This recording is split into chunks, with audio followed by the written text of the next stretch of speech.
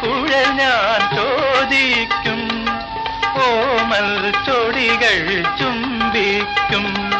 കുഴൽ ഞാൻ ചോദിക്കും, മാനസ കലികയിലമൃതം പകരും.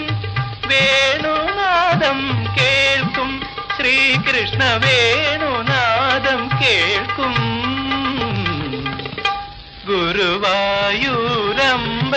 നടയിൽ ഒരു ദിവസം ഞാൻ പോകും, ഗോപുരവാതിൽ തുറക്കും, ഞാൻ ഗോപകുമാരനെ കാണും.